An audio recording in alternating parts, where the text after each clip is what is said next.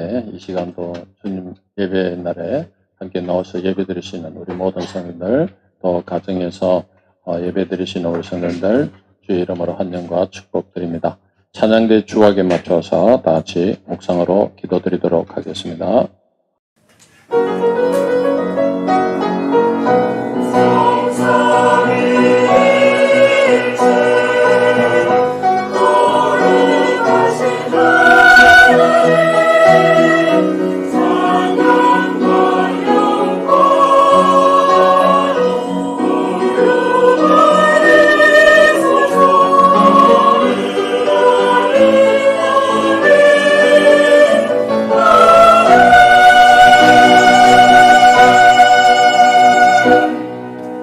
하나님 아버지 은혜를 감사합니다. 오늘도 복되고 귀한 날을 저희들에게 허락하여 주시고 우중 속에서도 주님을 예배하기 위하여 나온 우리 모든 성도님들 주님께서 하나큰 축복으로 은혜 내려 주시옵소서.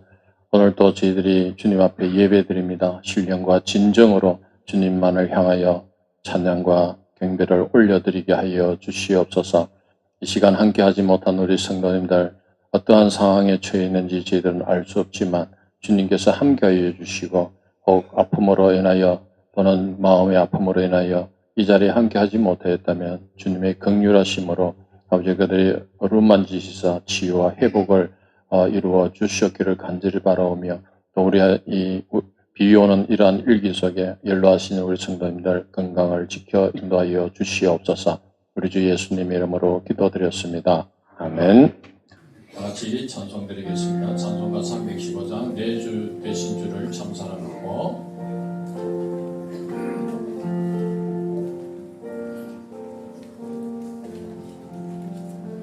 내 주 되신 주를 참 사랑하고 또 그에게 죄를 각오합니다. 그는 은혜를 주신 내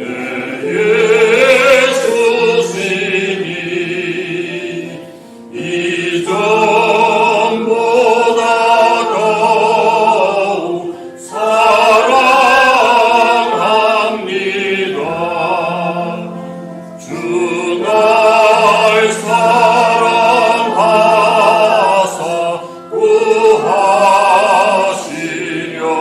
구하시려고 저 십자가로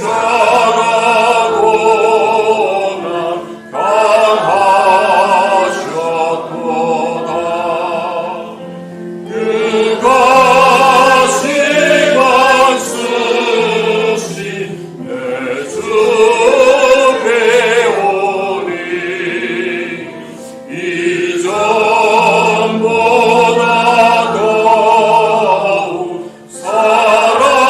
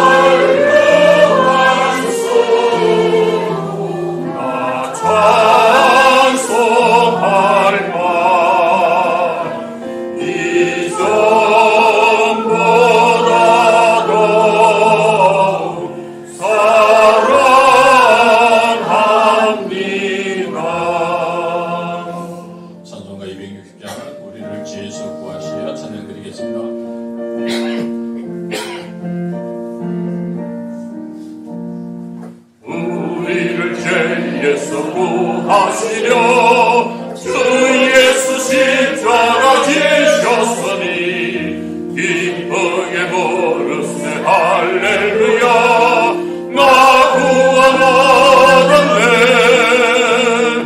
찬송하세 찬송하세 주님 나를 구하셨네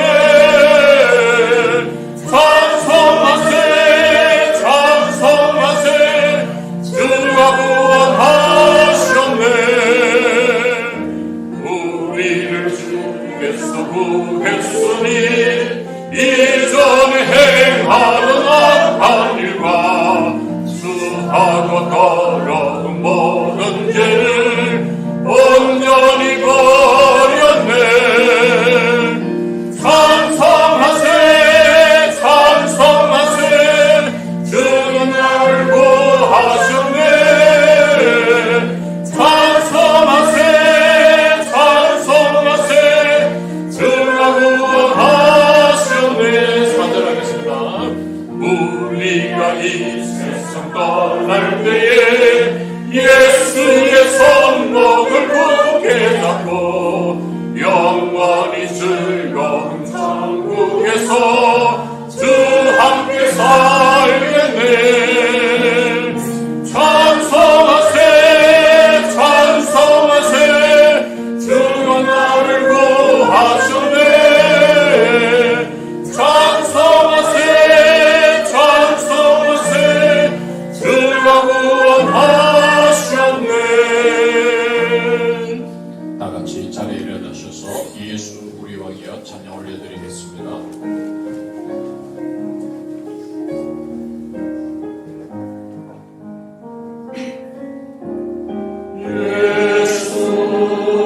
우리 왕이여 이곳에 오셔서 우리가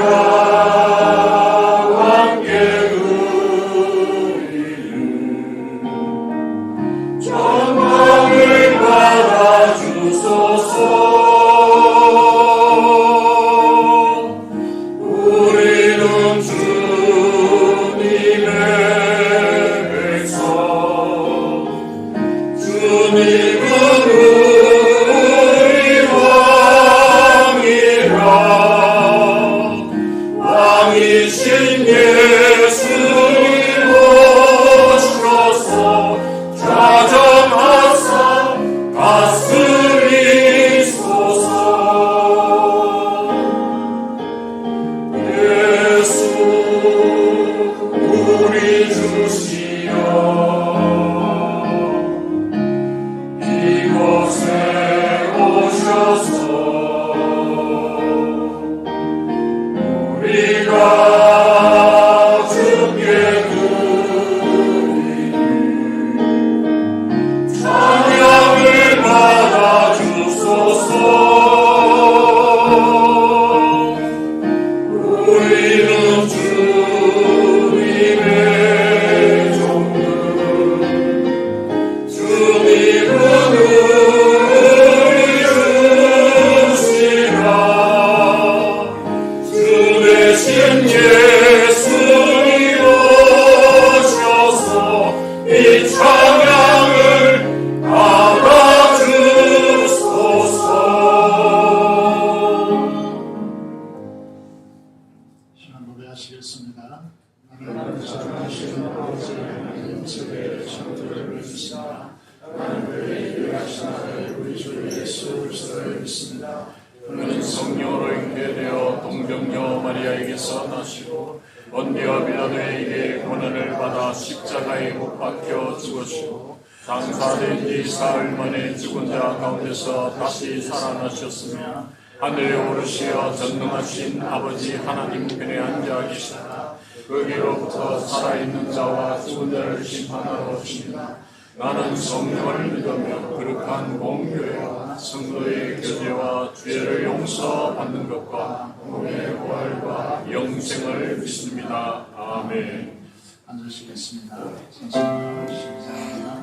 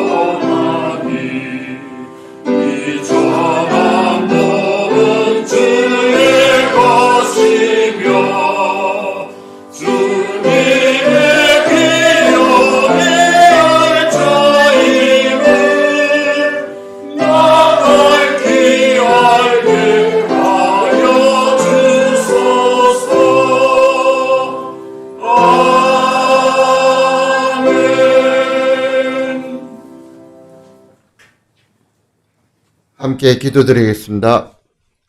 삶의 주관자이신 하나님 아버지, 다윗의 삶이 전쟁의 삶이지만 그 삶이 승리의 삶이 되셨고, 그 삶으로 말미암아 솔로몬의 삶이 평화와 성전의 삶이 되는 축복을 주심에 약속을 이행하시는 하나님 아버지를 경외드립니다. 다 하나님이 주관으로 됨을 우리는 너무나도 잘 알기에 우리의 삶을 말씀으로 나아가기를 원하며 주께 더 가까이 가기를 원합니다. 이 삶이 영원한 삶이며 하나님 나라를 가장 편안하고 안전한 초소임을 알기에 이 시대의 성전이 우리의 하나님의 백성임을 우리가 고백하게 됩니다. 자격과 공로 없는 우리를 예수 그리스도로 말미암아 하나님의 자녀로 삼으시고 하나님 나라의 가정과 공동체 안에서 가정과 이 삶을 온전히 주님께 맡기기를 원하며 주님만을 바라보게 됩니다. 그 바라봄에 그 삶에 하나님의 정의를 세워가기에 지혜와 총명을 구하기에 이 지혜와 총명을 구하며 하나님을 경외하고 선대의 개성의 참뜻을 알게 하시고 그것을 또 새로운 창조로 이끌어내어서 모든 사람과 더불어 한목과 화평한 모습으로 하나님의 선한 이웃을 위해 나아가는 공동체의 모습을 바라고 원하고 기도합니다. 주께서 원하고 바라고 기도하는 하나님이 예배하는 모습, 동행하는 새 삶을 우리를 부르셨기에 주님을 향한 믿음과 소망과 사랑을 가지는 거룩함에 순종으로 받아들이게 하시고 그 순종으로 말미암아 하나님의 더 가까이 가는 귀한 하나님의 자녀 되기를 원합니다. 고난이 없으면 영광이 없고 그 영광에 의해서 하나님을 너무나 잘 알기에 우리 선대의 십자가에 대한 사랑을 우리의 삶의 현장에 나아가지 못하고 십자가를 외면하고 십자가를 유익으로 여기지 못하고 원망과 불평으로 했던 그러한 삶을 고백하오니 용서하여 주시옵소서. 이 시간 가을 열매의 풍성함을 보면서 봄의 계절의 씨뿌림과 한여름의 뜨거운 햇살 아래서의 성장이 가을 열매의 거둠의 결실이 우리의 교훈으로 보게 됩니다. 가을 열매의 추수에 대한 복음과 사랑을 전하게 하시어 우리 마음속에 품은 VIP를 기도로 씨를 뿌리고 말씀으로 묵상하여 눈물의 사랑으로 흘리게 하여 약속의 기쁨을 맛보게 하소서. 주의 귀한 자녀들이 몸과 마음이 아파 죽게 의지하고 긍휼을 구하오니 주의 권능으로 어루만져 주시어 주의 날개 아래에서 평안함을 누리게 하소서. 교육부의 유년부, 학생부, 청년부의 교육자님과 부장님과 교사들에게 주의 능력을 손을 쥐게 하시어서 사랑과 은혜가 넘치어서 배움으로 나아갈 때 주님의 능력이 함께하는 생수의 강이 넘쳐 세상의 희망이 되게 하소서. 찬양단, 찬양대, 예배를 위하여 봉사하는 이에게 헌신의 아름다움과 참 소망과 참 평안이 되게 하소서. 또 말씀의 대언자이신 목사님을 붙잡아 주시고 능력 있게 하시어 영혼의 만족함이 우리를 넘치기 원합니다. 그 넘침으로 우리의 거룩함에 하나님께서 축복하여 주시고 삶의 이유가 되시는 예수님의 이름으로 기도합니다. 아멘.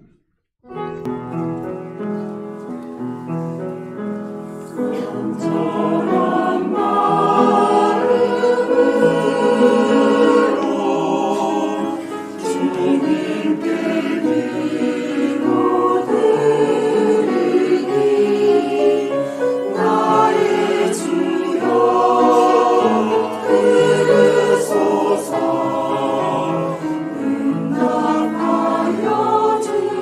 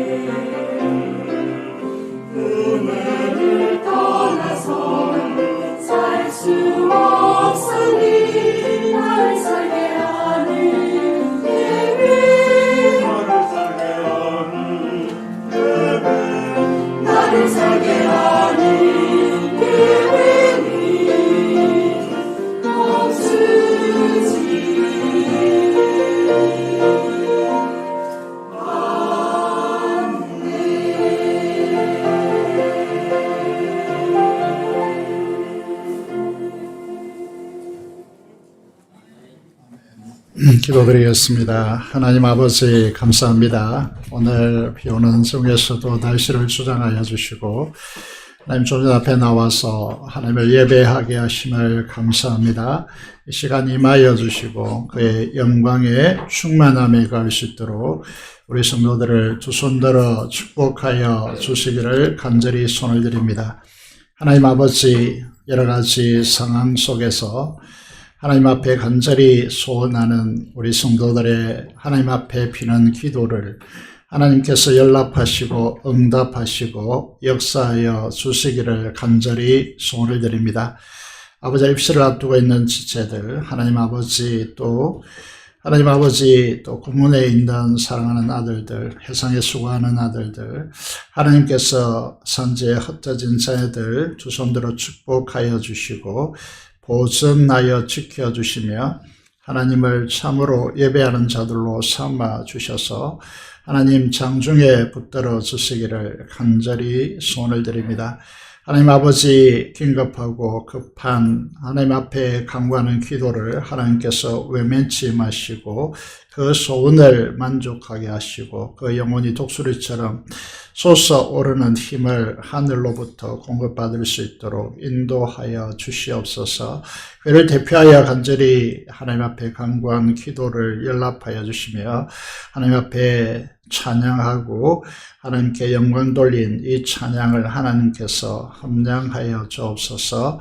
이 시간도 죄를 감추어 주시고 오직 하나님 말씀만이 선포될 수 있도록 주께서 성령 충만함으로 간섭하여 주옵소서. 우리 주 예수 그리스도 이름으로 기도드리옵나이다. 아멘. 하나님의 말씀은 열왕기상입니다. 열왕기상 5장 말씀 보도록 하겠습니다. 1절에서 12절의 말씀 보도록 하겠습니다.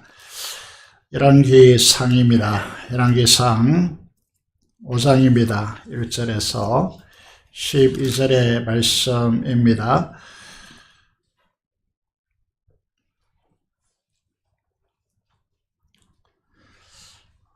구약성경 518페이지 열왕기상 5장 1절에서 12절의 말씀 보도록 하겠습니다. 솔로몬의 기름 부음을 받고 그의 아버지를 이어 왕이 되었다 함을 두로 왕 히람이 듣고 그의 신하들을 솔로몬에게 보냈으니 이는 히람이 평생에 다윗을 사랑하였습니다. 이에 솔로몬이 히람에게 사람을 보내어 이르되 당신도 알거니와 내 아버지 다윗이 사방에 전쟁으로 말미암아 그의 하나님 여호와의 이름을 위하여 성전을 건축하지 못하고 여호와께서 그 원수들을 그의 발바닥 밑에 두시기를 기다렸나이다. 이제 내 하나님 여호와께서 내게 사방에 태평을 주심에 원수도 없고 재앙도 없도다. 여호와께서 내 아버지 다윗에게 하신 말씀에 내가 너를 이어 내 자리에 오르게 할 내 아들 그가 네 이름을 위하여 성전을 건축하리라 하신 대로 내가 내 하나님 여호와의 이름을 위하여 성전을 건축하려 하오니 당신은 명령을 내려 나를 위하여 레바논에서 백향목을 베어내게 하소서.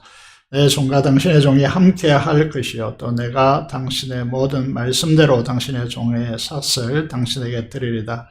당신도 알거니와 우리 중에는 시돈 사람처럼 벌목을 자라는 자가 없나이다. 히람이 솔로몬의 말을 듣고 크게 기뻐하여 이르되 오늘 여호와를 찬양할지로다.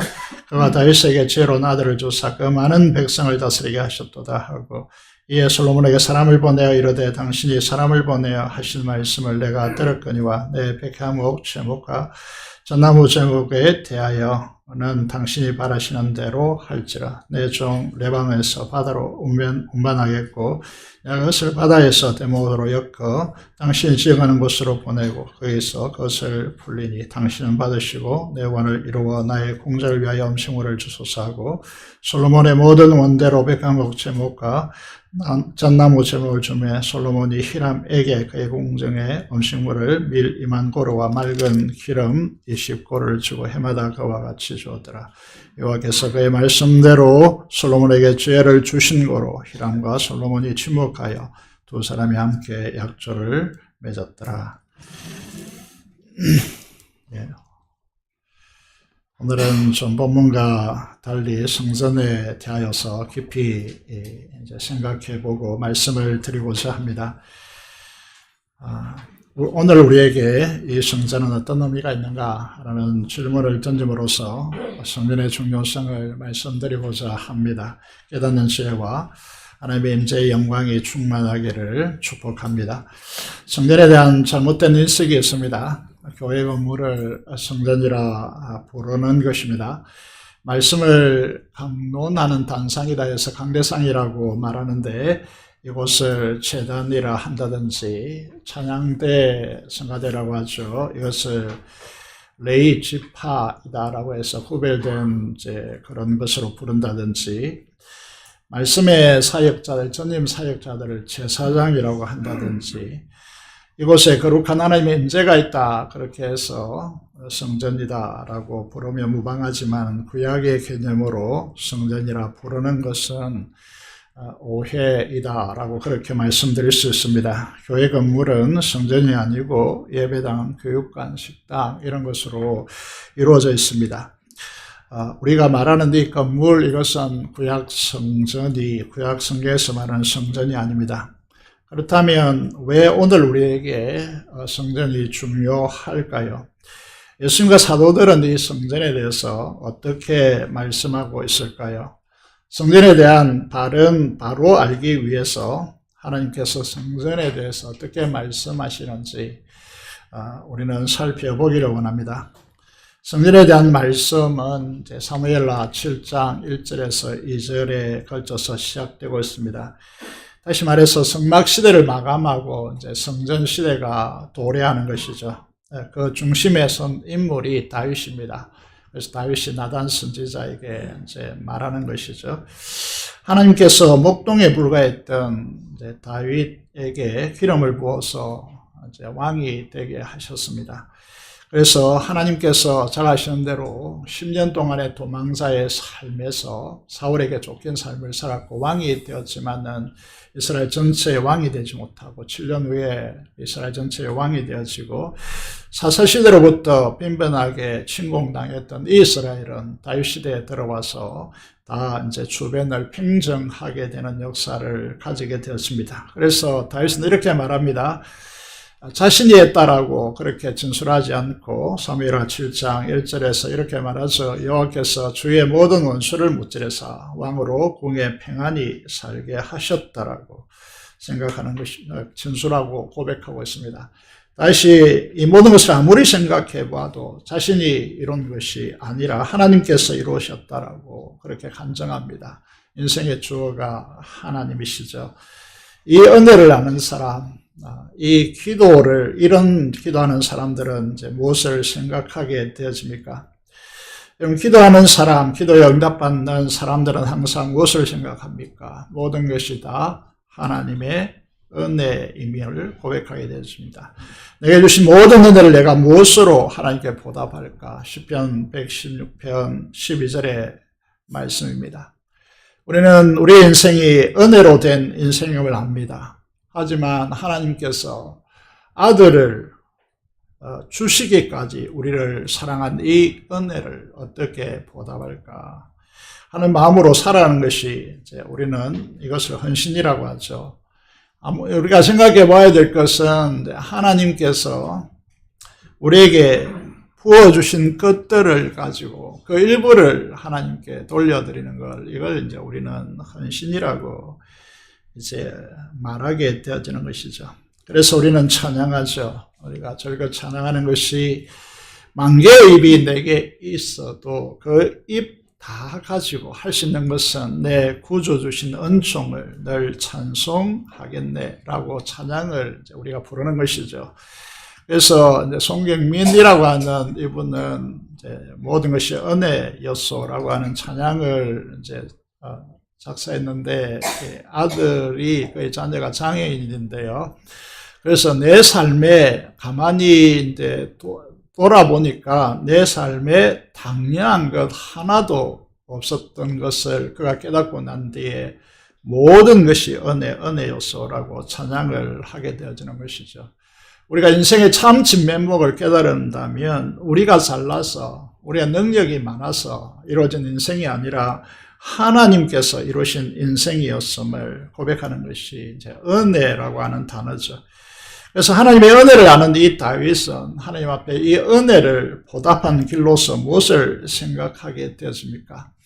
이제 사무엘하 7장 2절이죠. 그래서 다윗은 선지자 나단에게 하나님께서 거하시는 거룩한 집인 성전을 건축하고 싶다라고 말합니다. 나는 백향목으로 만들어진 궁에서 살고 있는데 하나님의 궤, 이건 법궤죠. 그 법궤는 휘장, 천막 가운데, 성막 가운데 있다라고 그렇게 말하면서 하나님 앞에 거룩한 하나님의 성전을 짓고 싶다라고 말하는 것이죠. 이것은 하나님을 너무나 사랑했고 특히 이제 다윗은 우리가 잘 아는 대로 하나님의 임재의 영광을 갈망했던 인물입니다. 그래서 이제 하나님께 이 성전을 짓고 싶다라고 하는 말을 이제 전하는 것이죠. 나단도 너무 기뻐하면서 하나님께 나아가서 이 다윗의 마음을 하나님께 아뢰입니다. 그래서 하나님께서 어떻게 대답하십니까? 말씀하십니까? 응답하십니까? 사무엘하 7장 5절 이하에 보시면요. 우리가 생각하는 것과 전혀 다르게 하나님께서 말씀하십니다. 우리 같으면 그래 기특하다. 그럴 줄 알았다. 그렇지 역시 다윗이다. 말씀하시면서 흔쾌히 기뻐하시면서 하나님께서 다윗을 있는 법 없는 법 다 쏟아부어 주겠다 이렇게 말하는 것이 아니라 다른 것을 써놨죠. 하나님께서 말씀하십니다. 네가 나를 위하여 내가 살 집을 건축하겠느냐. 그렇게 반문하십니다. 왜 그렇게 반문하십니까? 우리가 성전을 바라볼 때 자꾸 건축을 생각하기 때문에 우리는 오해하고 있습니다. 하나님은 온 우주에 충만하신 분이십니다. 그래서 우리가 하나님을 위하여 하나님이 거하실 집을 건축한다? 착각하지 말라는 것입니다. 하나님은 어떤 공간 안에 갇히시는 분이 아니라는 것입니다. 이것은 인간이 일으키는 대단한 착각이라고 하는 것입니다. 이 부분에 반발이 있을 수 있는데 한국교회 워낙 이게 교회 건축에 성전 건축 개념을 들어와서 이게 강요했기 때문에 이런 현상이 생기는 것이죠. 이 말씀을 들여다보면요. 우리는 이 성전 건축이라는 것이 어떤 것인지 우리는 알아야 된다는 것이 하나님께서 말씀하십니다. 여호와께서 이렇게 되죠. 말씀하십니다. 다윗이 하나님을 위하여 집을 건축할 수 있겠느냐? 그러면 말이 되지 않는다라고 말씀하시면서 도리어 하나님께서 내가 이제 11절이죠. 여호와가 네게 이르노니 여호와가 너를 위하여 집을 짓고 이렇게 됐습니다. 여러분 도대체 무슨 말씀을 하고 계실까요? 그래서 우리가 지금 이 말씀을 우리 속에 들어오지 않는 이유는 이 말씀을 잘 하지 않기 때문이죠. 하나님께서 다윗을 위하여 다윗이 하나님을 위해서 집을 짓는 것이 아니고 하나님께서 다윗을 위하여 집을 짓겠다라고 말씀하시는 것이죠. 도대체 무슨 말씀일까? 하나님이 지으시는 집은 무엇일까요? 이것은 다윗이 거처할 왕궁을 말하는 것이 아닙니다. 이미 다윗은 자기의 왕권을 가지고 주변에 나라를 거스리는 제국화되었기 때문에 오빌에서 최고 순도 가장 순도 높은 금을 수없이 들어왔기 때문에요. 부를 것이 없었고 그리고 그는 그의 왕궁은 그가 지으면 되는 것이죠. 그런데 하나님께서 다윗을 위하여 네 집을 지어주겠다라고 하는 말씀은 무슨 말씀입니까? 그것은 하나님의 나라를 말하는 것이죠. 하나님께서 지으시는 집, 이건 하나님의 나라를 말하는 것입니다. 온 우주에 충만하신 하나님께서 인간이 지은 공간 안에 갇혀 있는 분이 아니고 온 우주에 충만하신 하나님께서 도리어 다윗을 통하여 하나님의 나라를 이 땅에 건설하고 드러내겠다라고 하는 계획하심을 말씀하고 있는 것입니다. 그리고 이제 그 나라는 13절에 나와 있는 대로 너는 수완이 차서 우리가 이제 열왕기 상을 읽으면서 다윗이 죽으면서 이제 솔로몬에게 이야기하고 있는 것, 내가 모든 조상의 길, 모든 사람들이 가는 길로 간다고 했습니다. 여기에서 이미 하나님께서 다윗에게 말씀했습니다. 네가 수완이 차서 네 조상과 함께 누울 때에 내가 네 몸에서 네 씨를 뒤에 세워 그의 나라 왕위를 영원히 견고하게 하리라 라고 말씀하고 있습니다.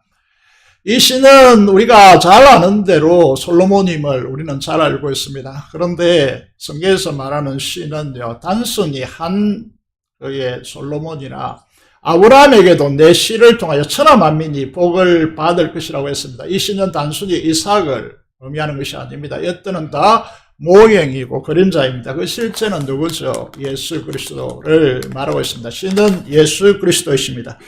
그래서 이 예수 그리스도를 통하여서 하나님의 나라와 그의 왕위가 영원히 견고하게 되는 역사를 하나님께서 가져오겠다라고 말씀하고 있는 것이죠. 그런데 우리가 지혜의 한계에 있는 우리들로서는 그 당시에 다윗이나 또 그 당시에 시대의 사람들도 마찬가지겠습니다만 이 의미를 잘 파악했습니까? 했겠습니까? 솔로몬이 성전을 건축하고 난 뒤에 봉헌 기도를 합니다. 봉헌 기도를 하는데 역대하 6장 18절의 말씀을 보면 이 의미를 온전히 이제 담고 있습니다. 이해했다는 뜻으로 보입니다. 어떻게 기도합니까? 하나님께서 다윗에게 하신 말씀대로 이렇게 말합니다. 하나님이 참으로 사람과 함께 땅에 계시리까? 하늘과 하늘들의 하늘이라도 주를 용납하지 못하겠거든. 하물며 내가 건축한 이 성전입니다. 여러분, 그 당시에 솔로몬으로서는 여러분 최고의 기술자를 통하여 이 성전을 지었습니다. 그런데 하나님은 이곳에 거하시겠냐라고 그렇게 고백하고 말씀하고 있는 것이죠. 말하고 있는 것입니다. 여기에 보면 강조를 해놓은 대로 유대인의 관념에서는 3층, 하늘이 3층으로 이루어졌다고 생각하는 그런 이제 유대인들의 사고이기 때문에 이 사고 속에서 이런 말이 등장하는 것이죠. 하늘 위에 그 하늘, 그 위에 하늘이 있다 할지라도 주를 담을 수가 없다는 이 우주보다 더 크신 하나님, 이 우주 밖에 계신, 초월하여 계신, 밖에 계신 하나님, 유일하신 하나님, 그 하나님을 이 우주조차도 하늘의 그 하늘이라도, 그 위에 또 하늘이라도 하나님을 포용할 수가, 담을 수가, 용납할 수가 없다라고 하는 말씀을, 이제 이 말을 솔로몬이 성전을 지어놓고 하나님 앞에 고백하고 기도하고 있습니다.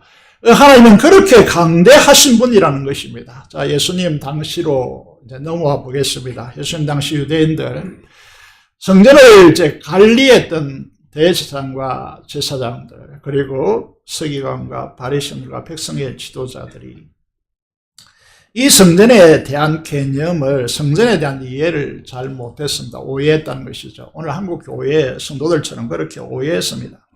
이 성전의 중심을 담아낸 인물이 예수님 다음으로 신약에 누구겠습니까? 이 인물은 사도행전 6장에 이제 사도들이 구제 문제 때문에 교회가 분란이 일어났을 때에 이 문제를 해결하기 위해서 사도들은 말씀과 기도에 전무하게 하고 이 구제에 대한 재정을 맡을 7명의 누굽니까? 서대반입니다. 서대반과 쭉 인물이 거명되면서 지혜와 성령이 충만했다. 이렇게 됐습니다. 이 서대반이 이제 해막에 가서, 이제 이게 해당에 갔습니다. 해당에 가서 예수님께서 참 성전 되신다. 이 구약의 솔로몬 성전이나 헤롯 성전, 지금 있는 헤롯 성전은 다 그림자 모형에 불과하고 그 참 성전은 예수님이고 예수님께서 하신 말씀이 무엇이죠? 이 성전을 헐라 내가 사흘 만에 다시 일으키리라, 세우리라 라고 말씀하셨습니다. 그래서 사람들이 반문했죠. 헤롯이 백성들의 세금을 걷어내어서 자신이 짓는 이제 모양새를 내고 유대인들의 한심을 사기 위해서, 이는 에돔 자손이기 때문에 유대인 여인들과 결혼해서 유대인의 한심을 사려고 했고, 또 성전을 지어줌으로써 유대인이 자기를 인정해 주기를 바라서 46년에 걸쳐서 그때까지 아직도 성전을 짓고 있습니다. 뉴욕에 맨하탄에 가보니까 아직도 성당을 짓고 있습니다. 성당을 끝내지 않고 짓고 있는 곳이 굉장히 많습니다. 세금 때문인데요. 이런 이제 구조를 가지고 있는 것이죠. 헤롯도 그랬습니다. 그래서 이제 유대인들이 이 성전에 대해서 어떤 생각을 가지고 있는 것이죠. 그래서 이런 이제 사고 속에서 스데반이 해당해서 유대인들에게 주님의 말씀을 전하면서 참 성전은 예수 그리스도시다. 이렇게 이제 천명한 것이죠. 그에 대해서 논쟁이 일어났습니다. 해당에 있는 자들을 사람들을 매수하여 이제 거짓이 이제 동원됐죠. 매수하여 백성과 장로들과 서기관들을 총동원해서 스데반이 모세와 하나님을 모독하고 성전과 율법을 거스려 말하기를 그치지 않는다는 제목을 덮어씌웁니다. 그리고는 이제 스데반을 끌고 나와서 수많은 군중들을 모아놓고 산헤드린 공회죠. 공회 앞에 세웁니다. 그리고 사도행전 7장에 이제 스데반의 한편의 설교를 하게 되어지는데 이 사건으로 인해서 기독교 최초의 순교가 발생하는 것이죠. 스데반이 죽습니다. 무슨 말이죠? 왜 이게 사도행전 7장이 중요하냐라고 말한다면 이 한편 마지막 설교를 하고 스데반은 죽었기 때문에 목숨을 건 인생을 건 설교이기 때문입니다. 여러분 이게 이제 우리가 이제 이 스데반을 생각해 보시면요. 스데반이 사도행전 7장 47절에서 이제 굉장히 가장 중요한 문제죠. 우리가 성전에 대한 시각을 교정해야 되는 이유도 여기에 있습니다. 47절을 보시면요. 성전에 대한 핵심을 정언하고 있습니다. 솔로몬이 하나님 위하여 성전을 지었죠. 그러나 지극히 높으신디 누구죠? 하나님은 인간의 손으로 지은 곳 어디죠? 성전에 계시지 아니하시나니. 무슨 말입니까? 예수님 유대인들에게 성전 정결 사건과 성전을 내가 사흘 만에 내가 세우리라고 하심으로써 예수님의 제목은 성전 모독죄로 죽었습니다. 로마에게 빌라도에게 넘길 때는 반역죄로 넘겼지만 실제로는 유대인들에게 성전 모독죄로 십자가에 처형해야 된다라고 그렇게 한 것입니다. 최초의 순교자 스데반은 솔로몬과 이 예수님의 말씀을 통해 성전의 진정한 의미를 꿰뚫은 인물입니다. 참 성전 대신 임마누엘 하나님 누구시죠? 예수님이십니다. 그 영광의 임재의 장소인 참 성전이 솔로몬 성전이 아님을 한 것입니다. 그 역할은 이미 끝났고 참 성전이 왔기 때문에 이 성전 건물의 의미는 끝났다라고 이제 하는 것이죠. 여러분, 그 성전에서 이루어지는 가장 중요한 것은 이제 이 제사인데, 이 제사가 예수님의 십자가로 단 한 번의 영원한 제사로 끝났다라고 하는 것입니다. 그리고 이제 예수님의 이름을 임마누엘 하나님이라 이렇게 부르죠. 임마누엘이라고 부르죠. 임마누엘은 뜻이 무엇입니까? 하나님께서 지금 여기 우리와 함께 하신다는 뜻이죠. 그게 성전입니다. 그 영광의 임재의 장소인 참 성전이 솔로몬 성전이 아니다라는 것을 천명하는 것입니다. 그 성전은 건물이 아니라 예수님이라는 사실을 말하는 것이죠. 그래서 건물은 예수님을 가리키는 모형이라는 것입니다. 스데반이 유대인 군중들에게 지극히 높으신 하나님은 사람이 손으로 지은 성전에 가시는 분이 아니시다. 이 사절을 토하는 설교는 당시 유대인들이 가히 상상조차 할 수 없었던 내용 말입니다. 당시 스데반의 이 말을 듣고 유대인들은 너무 충격적이었습니다. 이 스데반의 설교를 듣고 있는 유대인들은 살벌한 분위기가 되었습니다. 예수님을 성전 모독죄로 처형한 그들로서는 악몽이 되살아나는 것이죠. 그렇게 선지자라고 추종했던 유대의 수많은 사람들이 추종했고 수많은 기적의 능력을 경험했던 이 예수를 처형했습니다. 그런데 또다시 스데반을 처형해야 된다는 이 마음이, 이 악몽이 되살아나는 것이죠. 그래서 이들은 반문합니다. 네가 도대체 무슨 말을 하느냐? 도대체 네가 말하고 있는 이 내용이 네가 죽으려고 한장했지 않느냐, 이 이야기를 할 수 있느냐, 제정신을 들고서는, 제정신을 가지고는 그렇게 말할 수 있느냐라고 하는 반문을 군중이 하고 있는 것이죠. 이들은 이 시대적 변화를 못 읽어냈습니다. 시대적 전환을 못 읽어냈다는 거죠. 그런데 이미 우리는 열왕기상 6장을 보면요, 시대가 전환되고 있음을 분명히 하고 있다는 거죠. 어제 우리 교회 새가족 분 중에 하나인 정도영 박사라고 하는 분이 있는데 평범한 규칙이라는 책을 펴냈습니다. 어제 강의를 들으면서 이제 많은 이게 의미 있는 시간을 가졌는데요. 그럼 아브라함 링컨은 어머니가 평생 동안 읽다가 물려준 그 성경책 제일 앞에 표지말 그 다음에 이렇게 적었죠. 우리 유명한 거죠. 이제 국민에 의한, 국민을 위한 국민의 정치라고 하는 부분을 적어 놓았습니다. 최고의 미국에 존중받는 대통령이 된 것이죠. 늘 기도하는 부분인데 강의 들으면서 공감하는 부분이 뭐냐면 정말 이 나라는 변화가 필요하는 것이죠. 사람들에 의해서 변화가 필요하다는 것이죠. 새로운 인물들에 대한 변화를 갈망하는 것이죠. 그것은 새로운 것이 아니라 이미 존재하는 시스템이다. 이 책에 이렇게 적혀 있더라고요. 스데반은 유대인들이 그들이 가진 세계관에 엄청난 충격을 주고 있습니다. 시대의 변화를 찾아왔는데 유대인은 그 변화, 그 당시에 선민의식에 사로잡혀 있어서 시대적 전환을 수용하고 받아들이지 않고 저항한 것입니다. 그래서 그는 하나님의 아들인 메시아도 죽이고 스데반도 죽이는 이유처금이 없는 일이 일어난 것이죠. 우리가 언제나 그렇지만 이 변화라는 것은 새로운 것이 아니고 그 본질을 찾아가는 것입니다. 우리가 지금 성전에 대한 최초의 언급부터 시작해서 성전을 지은 솔로몬에게까지 그 중심, 성전에 대한 중심이 무엇이었냐? 그 유대인들은 이거를 여러분 변질시켰다는 거죠. 그런데 예수님께서 그 의미를 제대로 찾아주고 스데반도 지금 그 의미를 이제 이 평생의 마지막 설교를 통하여 우리에게 전달해 주고 있습니다.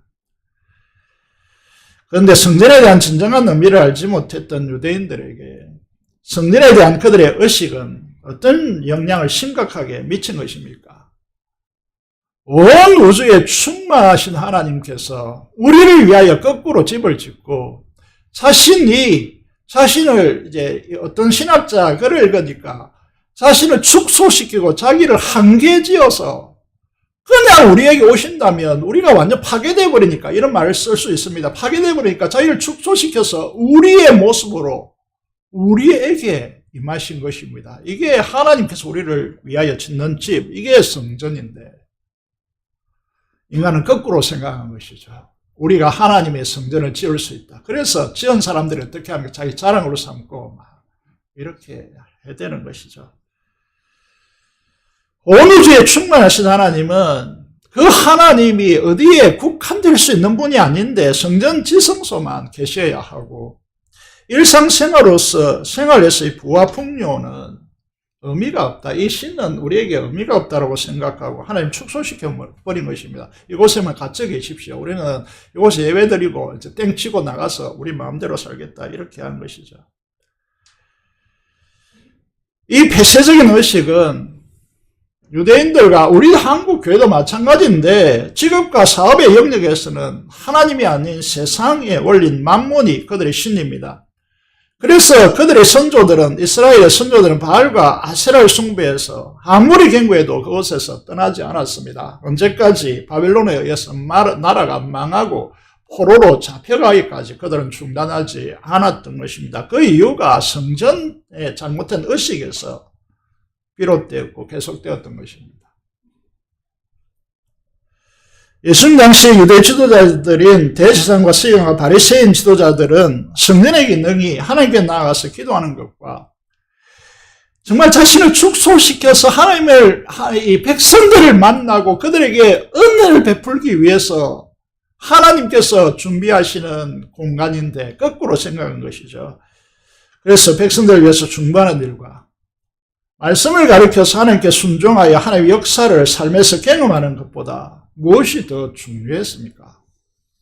성전을 통해서 나오는 돈을 더 좋아하고 부를 축적하고 권력해서 세습하는 일에 혈안이 되었던 것입니다. 오늘 조국도 비슷하죠. 옛날에는 개천에서 용난다 그랬지만 요즘 그렇게 됩니까? 환전을 통해 짐승 판매를 통해 돈을 벌어들이는 일에 혈안이 된 것입니다. 종교의 정치화, 세습화, 이게 유대 사회를 물들인 것입니다. 성전의 중심은 뭐가 중요합니까?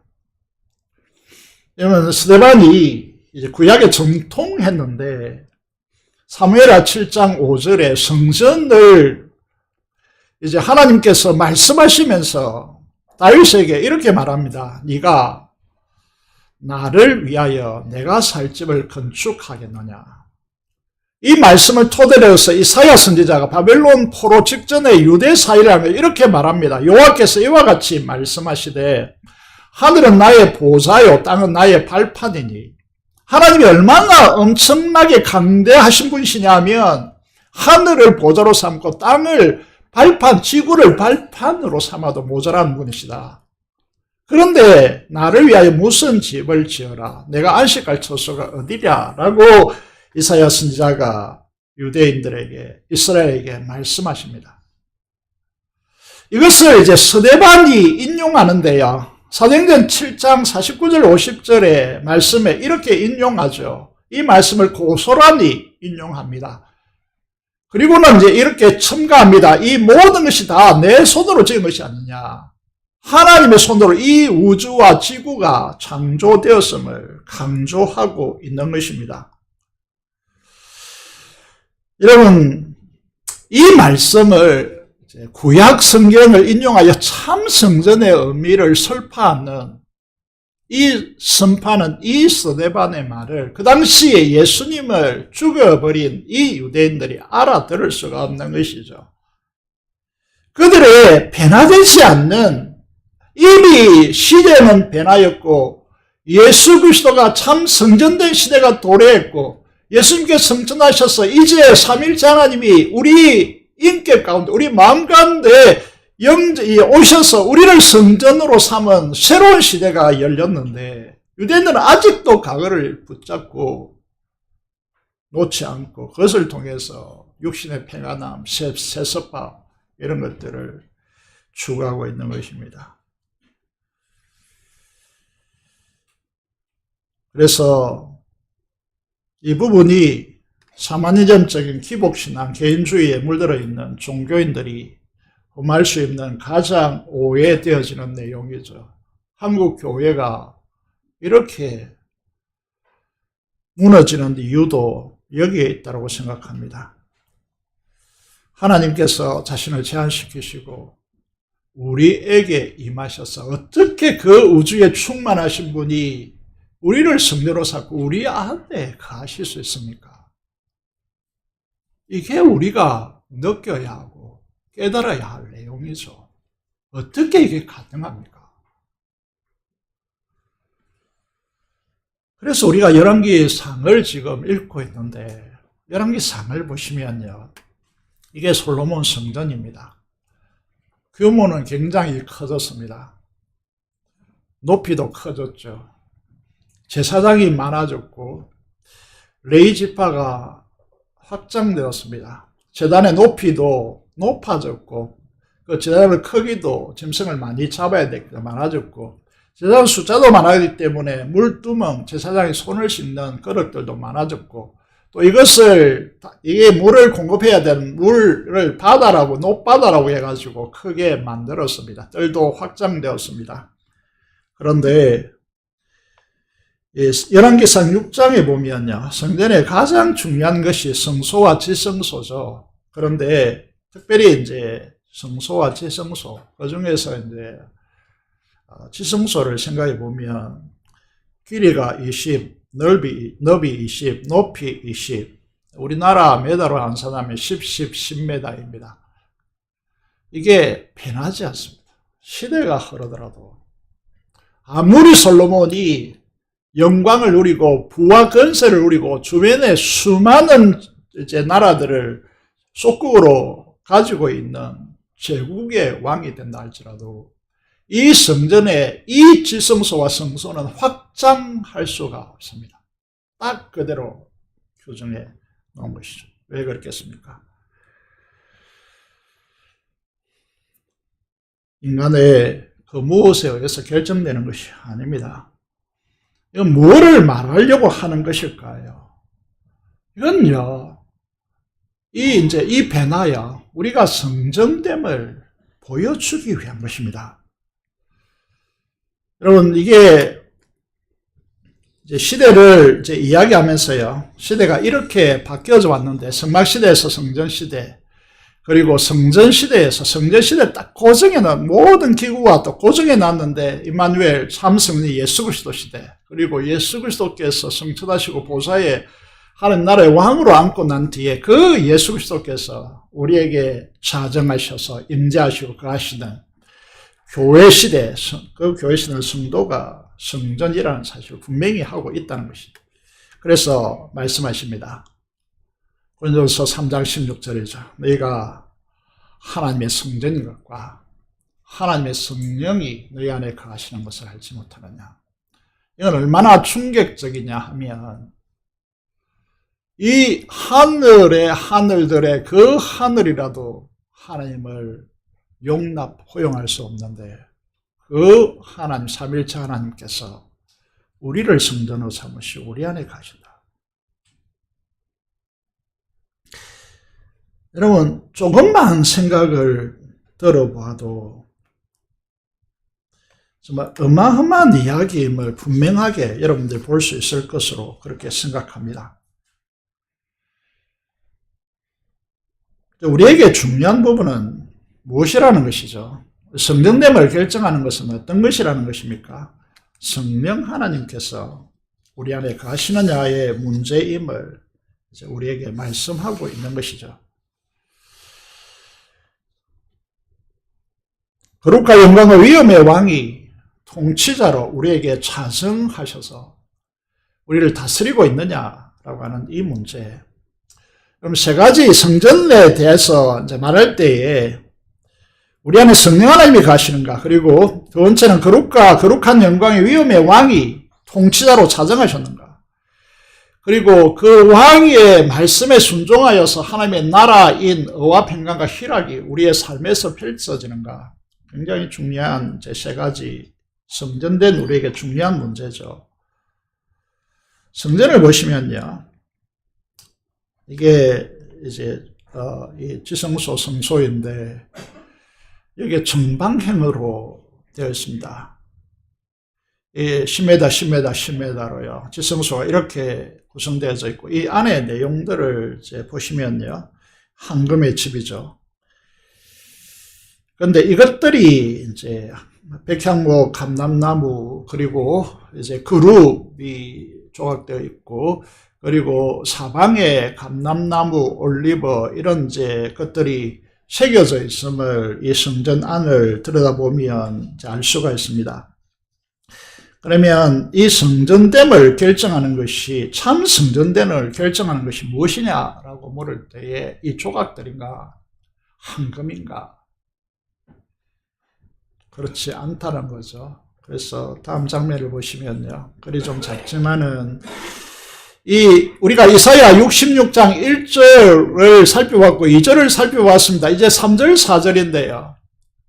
이스라엘이 지금 어떻게 하고 있느냐 하면 예루살렘 마지막 솔로몬 성전 시대를 걸어가고 있는 마지막 세대들이 어떻게 했느냐 하면 그 당시에 우상 바알과 아세라 숭배에 너무 물들어 있었기 때문에 그들이 우상 앞에 절하고 난 뒤에 자기 마음대로 살아가는 모습과 똑같다는 겁니다. 그러니까 이 성전을 완전히 이제 곡해하고 있다는 거죠. 제우스 신, 그러니까 히랍, 로마 신이죠. 최고의 신을 제우스라고 말합니다. 그 제우스 신을 섬기는 모습과 바알가세라 신을 섬기는 모습과 너무 닮아 있다는 거죠. 그 말이 무슨 말이냐 하면 우리로 좀 번역해서 말씀드리면 예배당에 예배들이 있다라는 것을 끝나고 세상에 나가서는 자기가 주인이 되어서 자기 마음대로 살아간다는 거죠. 단지 이스라엘은 대sek임질하고 굽이 갈라진 정결한 짐승을 상징하는 소와 양과 염소로 하나님 앞에 제사를 드렸지만은 사탄은요 그 반대로 갑니다. 부정하다 일컬어지는 돼지와 그리고 개를 선호해서 그것으로 제사 드리는 것과 똑같다는 겁니다. 이스라엘 제사. 단지 제물만 다를 뿐이지 그 이제 삶이 똑같다는 것입니다. 그래서 말씀하십니다. 내가 불러도 대답할 자가 없으며 내가 말하여도 그들이 듣지 않고 오직 나의 목전에서 악을 행하며 내가 기뻐하지 않는 것을 택하였습니다. 라고 말씀하고 있습니다. 오늘 교회는 어떤 교회를 선호하느냐? 군중이 많고 사람들이 많기 때문에 사업을 해도 그럴싸하게 많은 사람들에게 효과적이고 교회 건물을 자랑하고 관계사항이 휘황찬란하게 크고 거대하고 이런 시설이 편안하고 그런 이제 부분들요. 그런 부분들 자랑하겠지만 정말 이 부분요. 하나님이 불러도 부르는 줄을 모릅니다. 대답할 줄을 모른다는 거죠. 하나님의 음성을 듣고 청종함으로 하나님 그 말씀에 순종하고 인격적인 관계 속에 서로 기뻐하고 삶의 순종으로 드러나는 하나님의 나라가 펼쳐지지 않는 이것이 우리의 모습이지 않느냐라는 것이죠. 그래서 66장 2절을 통해서 사도행전 7장 51절에 스데반이 이렇게 말합니다. 이사야 66장 2절을 먼저 보겠습니다. 무릇 마음이 가난하고 심령에 통회하며 내 말을 듣고 뜨는 자 그 사람을 내가 돌보려니와 라고 말씀하고 있습니다. 중요한 것은 제사가 아니고 중요한 것은 성전 건물이 아니고 성전 기물이 아니다. 진짜 중요한 것은 무엇을 해서 결정되느냐 하면 하나님의 언약 백성들이 심령이 가난하고 심령에 통회하고 하나님의 말씀을 인하여서 두려워 떠는 자 하나님의 말씀을 가장 우선순위 여기고 중심에 두고 그 말씀을 가지고 순종하는 자 이게 성전의 예배를 결정한다는 성전을 결정한다는 거예요. 그래서 스데반이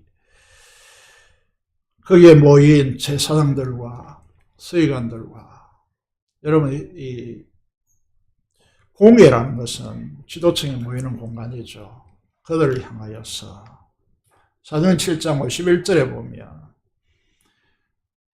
성전시대가 끝났음에도 불구하고 그를 붙들고 불을 축제하고 세습하는 그들을 향하여서 예수 그리스도가 참 성전 대신 예수 그리스도까지 죽여버린 이들을 향하여서 목이 곧고 마음과 귀에 할례를 받지 못한 사람들아 너희도 너희 조상과 같이 항상 성령을 거스르는도다 말씀하고 있습니다. 성전은 그 성전을 결정하는 것이 무엇입니까? 성령 하나님이십니다. 성령께서 기록된 말씀을 통하여서 감동으로 선포나 공부나 여러분 듣는 것을 통하여 감동을 통하여 여러분 묵상이라는 방법을 통하여 우리에게 말씀하시는 분이 성령 하나님의 감동의 역사인데 이걸 무시하고 성령의 불을 끄고 그 말씀에 순종하지 않는 이들은 성전의 기능을 성전될 수가 없다라고 하는 항상 성령을 거스리는도다 라고 말씀하고 있는 것입니다. 결정적인 말이죠. 성경은 우리 안에 성령께서 거하십니다. 그 성령 안에 말씀의 역사를 거스린다는 것입니다. 오늘 우리에게 직면한 문제가 아닐까요? 우리가 정말 성전될까요? 성전되어 있을까요? 이 예배의 형식이 중요한 것이 아닙니다. 결론적으로 성전에서 가장 중요한 문제에 대해서 말씀드리고 마무리하고자 합니다. 이 성전에서 가장 중요한 것은 뭘까요? 예배입니다. 말할 필요도 없죠. 여러분, 예배가 왜 중요할까요? 참 성전이신 예수님께서 예배에 대해서 너무나도 중요한 말씀을 하시죠. 그래서 이제 우리가 잘 아는 대로 요한복음 4장 24절이지 않습니까? 하나님은 영이십니다. 영이라는 말은 보이지 않는데 존재하는다는 뜻입니다. 온 우주에 충만하신 하나님이신데 하나님은 영이시니 예배하는 자가 영과 진리로 예배할지니라 라고 말씀하고 있습니다. 영은 성령을 가리키는 것입니다. 정성이 아닙니다. 옛날에 진정으로 했는데 제대로 개정판이 제대로 번역해냈습니다. 진리로 예배하라. 우리의 마음의 성품을 다하여서 이런 의미가 아닙니다. 예배는 무엇이 결정합니까? 두 가지가 결정합니다. 하나는 성령 하나님의 역사로 예배가 결정되어집니다. 두 번째는 진리이신 주 예수 그리스도로 예배가 결정되어집니다. 우리 안에 살아있는 주님께서 오늘 선포되는 말씀을 주장하시고 역사하시느냐 예배를 결정하는 중요한 요인이라는 것이죠. 여러분, 이 예배의 모습을 왜 진리가 결정하느냐라고 하는 부분은 이 구조를 보시면 너무나 잘 알 수 있습니다. 성전은 모형이고 그림자라고 했습니다. 참 성전은 예수 그리스도라고 했습니다. 여러분, 놋제단이 있습니다. 번제단이죠. 이것은 어린 양 대신 예수 그리스도 자신을 제물로 드리는 것을 상징하는 기구입니다.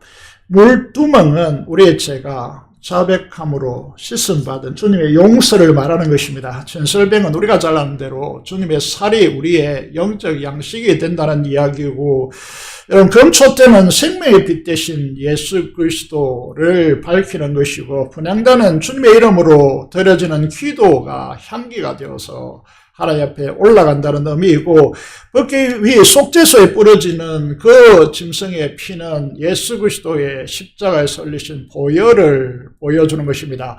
이것은 왜 이런 기구들을 장치에 놓습니까? 죄인된 우리가 하나님의 칠성소에 들어가서 그 가운데 임재한 영광, 거룩과 위엄의 영광스러운 임재하신 하나님을 아련하는 장소이기 때문에 그렇습니다.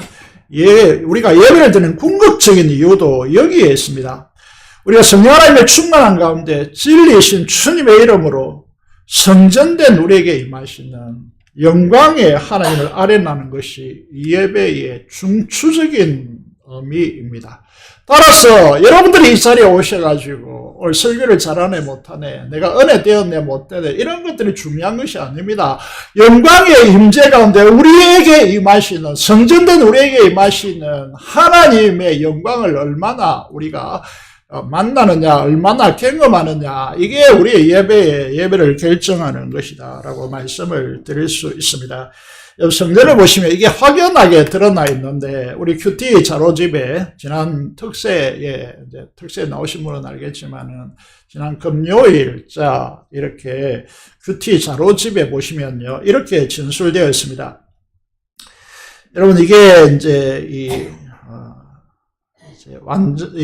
왜 지성소가 정방향으로 이루어져 있느냐? 그것은 완전하고 거룩의 위엄의 하나님을 드러내는 것이고, 그리고 이게 왜 꽃 이런 것들이 장식되어 있냐? 생명의 아름다움을 가지시는 하나님을 말씀하시는 것이고, 왜 천사들이 이제 속죄소 위에 이렇게 만들어져 있을 뿐만 아니라 백민의 그룹들이 다 조각되어 있는 이유는 무엇이냐라고 하면, 그럼 천사 한 명만 보내도 아수르의 사내립 최강의 부대죠. 18만 5천 명이 전에도 말씀드린 것 같이 하룻밤에 다 싹 쓸어버리고, 그리고 이제 그 아수르는 그것으로 인해서 망합니다. 제국을 이루었던 아수르가 대제국이 하룻밤에 이런 이제 사건을 만나고 그 제국 나라가 아예 바벨론에서 잠식돼 버리는 역사가 이제 이 사건으로 전개되지는데 우리가 하나님 앞에 나간다는 것이 하나님을 만난다는 것이 이런 이제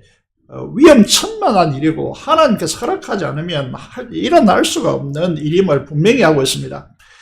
그래서 영광과 거룩과 위엄의 하나님께서 우리를 만나시기 위해서 연약하고 죄인된 우리들을 위해서 아들을 십자가에 죽이시고 그 어리신 보혈로 우리 죄를 사하시고 우리를 거룩한 성전으로 만드시고 우리 안에 찾아오시는 하나님. 너무나 충격적이지 않습니까? 그래서 이 예배를 오늘날 성도들처럼 이렇게 소홀히 여긴다면 정말 이 하나님의 은혜를 담지한 백성들 만나 우리의 질성으로 이 놀랍고 거대하고 엄청난 역사를 어떻게 할 수가 있겠습니까? 지구가 지금 하루에 한 바퀴 도는데 몇 킬로로 돈다고 생각하십니까? 그리고 지구가 도니까 엄청난 소리가 날 거 아니에요. 그게 들립니까? 안 들리잖아요. 왜 안 들립니까? 하나님께 막아놨기 때문에. 20에서 2만 헤르츠 이 사이만 듣도록 인간을 이게 설계해서 만들어 놨기 때문에 2만 헤르츠 이상은 소리는 안 들리게 만들어 놨기 때문에 그거 들린다면 어떻게 되겠습니까?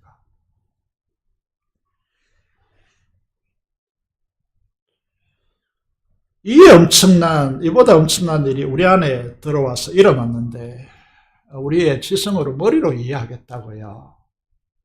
그래서 하나님은 어떻게 하십니까? 우리에게 어떤 은혜를 베푸시는 것이죠. 고린도서 2장 9절 10절 유명한 구절이죠.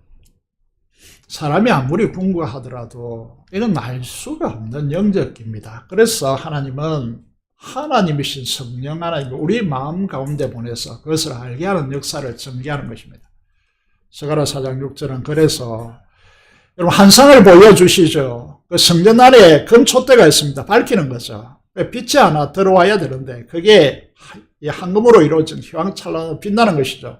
거기 아예 감람나무 올리브유의 기름을 짜서 순도 높은 것으로 그들은 불을 밝히는 기름으로 사용하는데 이게 감나무에서 아예 뽑아서 직접적으로 이게 공급하는 이제 환상을 스가랴에게 보여주면서 이렇게 말합니다. 만군의 여호와께서 말씀하시되 이는 힘으로 되지 않고 능력으로 되지 않고 오직 나의 영 누구로? 성령으로 되느니라. 우리는 정신과 마음과 육체의 건강을 위해서 맑고 깨끗한 공기와 물이 필요합니다.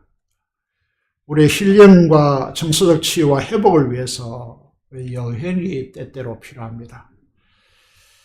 우리가 하고자 하는 업적을 이룸을 통하여 우리의 만족을 누리고 그것으로 행복하다라고 느낍니다. 하지만 가장 중요한 것은 세상이 알지 못하는 거듭난 우리들의 영의 건강입니다. 우리의 거듭난 영과 마음은 주님의 진리의 말씀과 성령 하나님으로부터 오는 하나님의 영광과 임재의 충만함을 느낄 때 우리는 건강해지고 부유해지고 진정한 신과 회복이 일어납니다. 이거를 간과하면 안 됩니다. 세상 사람들은 그렇게 살아갈 수 있을지 몰라도 십자가로 거듭난 우리에게는 영이 있습니다. 그 영의 건강은 어떻게 담보되어지는 것입니까? 예배를 통하여 하나님의 영광의 임재와 부딪힐 때, 그 영광을 함께 될 때, 영이 건강해지고, 마음이 평안해지고, 행복해집니다. 이것이 일어나지 않는 것은 그리스도인들에게 가장 있어야 될 것이 없는 것과 같습니다. 그래서 예배가 중요하다는 것이죠. 우리 영혼에 다시 말해서 예배로 하나님의 영광의 충만함을 경험할 때 우리 영혼은 기쁨과 희열로 채워집니다. 그때 우리 영혼의 참 쉼과 안식이 우리에게 찾아옵니다. 그래서 예배는 살아 있어야 되는 거예요. 예배가 살아있는 교회를 여러분이 다녀야 되는 거예요. 예배를 소리하고 빌빌거리면 안 된다는 거예요. 이 예배를 최고의 시간으로 만들기 위해서 일주일간을 여러분 보내야 하는 이유가 여기에 있다는 거죠. 얼마 전에 금요 찬양에서 찬양을 불렀습니다. 태산을 넘어 험곡에 가도 빛 가운데로 걸어가면 주께서 항상 지키시기로 약속한 말씀 변치 않네요. 그름이 뭐죠? 하늘의 영광, 하늘의 영광. 내 마음속에 차고도 넘쳐 할렐루야를 힘차게 불러 날마다 빛에 걸어가리. 우리 마음속에, 성전된 우리 마음속에 온 우주에 충만하고 하늘 위에까지 그 영광이 가득 차 있는 하나님의 영광이 우리 안에 들어와야 이 세상을 승리할 수 있습니다. 이 세상의 힘찬 발걸음으로 어둠 가운데 아니고 빛 가운데 걸어갈 수 있습니다. 이 중심이 살아있어서 주님이 행하시는 성전이 될 때 여러분들이 하고자 하는 일들이 여러분에 의해서가 아니고 하나님에 의해서 이루어질 것입니다. 이것이 형통입니다. 그래서 우리의 선조들은 감옥에 가서 목에 칼이 들어와도 예배를 포기하자는 겁니다. 예배는 생명입니다.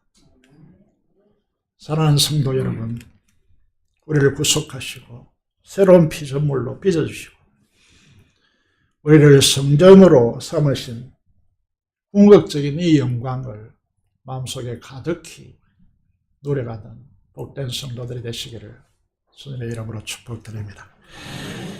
기도를 드리겠습니다. 오늘 말씀 받은 말씀을 통하여 우리에게 살아있는 예배가 되게 하시고 성전된 우리가 어디에 가든지 간에 주님의 영광이 차고도 넘쳐서 힘차게 주님의 빛 가운데 주님과 함께 주님의 다스리심에 순복함에 걸어가는 인생이 되게 해달라고 기도하시고 미저 보험과 통일과 파수대의 선교사를 위해 사람성으로 기도하겠습니다.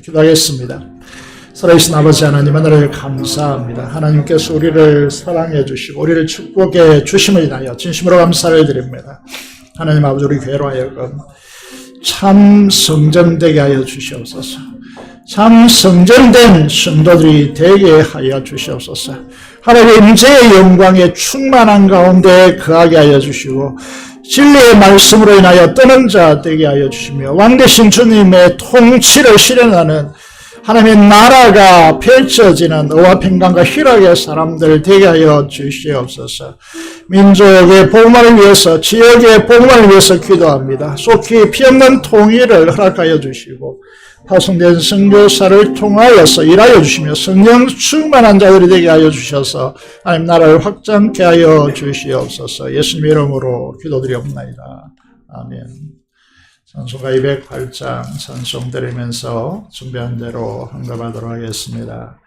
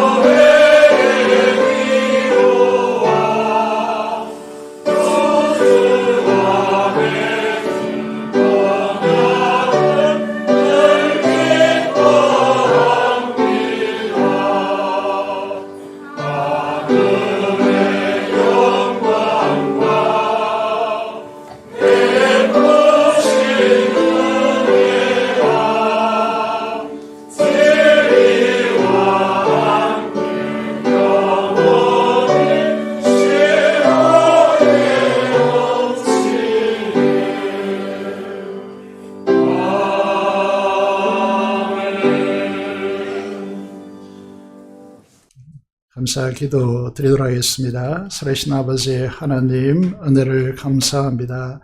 하나님께서 우리를 무엇이간데 이렇게까지 사랑하시고 우리를 구속하셨을 뿐만 아니라 우리와 함께 하시며 우리를 성전으로 삼으시고 온 우주에 충만하시고 하늘의 하늘이라도 포용할 수 없는 그 하나님께서 자신을 우리에게로 주소시켜서 우리에게 찾아와 주시고 우리 안에 거하심으로 인하여 이 충격적인 역사 앞에서 우리가 늘 감격하게 하시고 우리를 붙들으시고 우리를 통하여 하나님 나라를 펼치시고 우리가 영원히 거할 수 있는 하나님의 나라라고 하는 이 집을 우리를 위하여 지으셔서 그 가운데 거하게 하심을 진심으로 감사하는 성도들의 진정한 감사가 하나님 앞에 들어지게 하여 주시옵소서.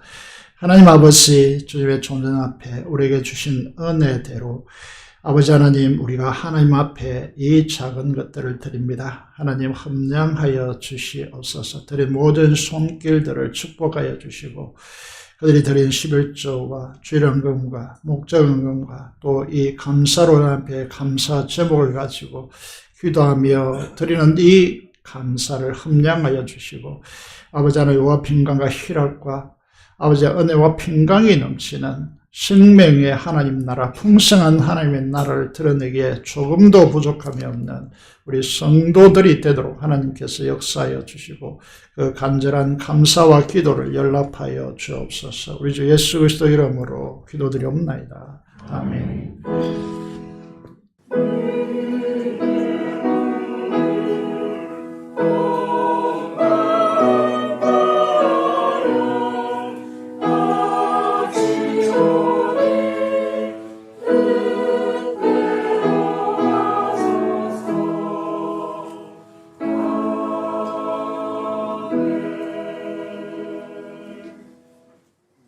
소식을 말씀드리겠습니다.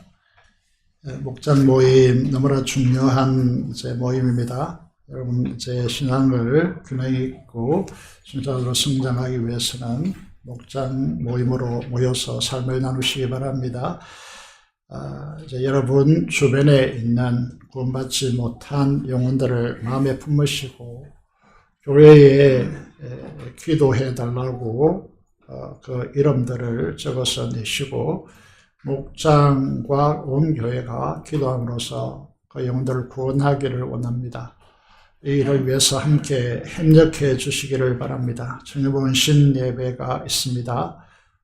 잘 준비하여서 청년부가 한 공동체 되어지고 구원될 수 있도록 기도해 주시기 바랍니다. 당요 교사 연합 모임이 이번 주 토요일 오후 5시에 있습니다. 기억하시고 함께 모여 주시기를 바랍니다. 마을 목자 모임 다음 주 4시에 가지도록 하겠습니다. 이 마을들은 함께 참여해 주시기를 바랍니다. 목요 지역전도와 금요 기도회가 예정대로 계속되고 있습니다. 여러분 이 일에 관심을 가지시고 직접 참여하시고 함께 하셔서 하나님의 역사를 이루어 가시기를 원합니다. 우리 최근에 수술한 분들이 많은데 특별히 항보원장 집사님 위해서 빠른 회복을 위해서 기도해 주시기를 바라겠습니다. 이상으로 교회 소식을 말씀드렸습니다. 다 같이 일어나셔서 찬송가 1장 찬송드리겠습니다.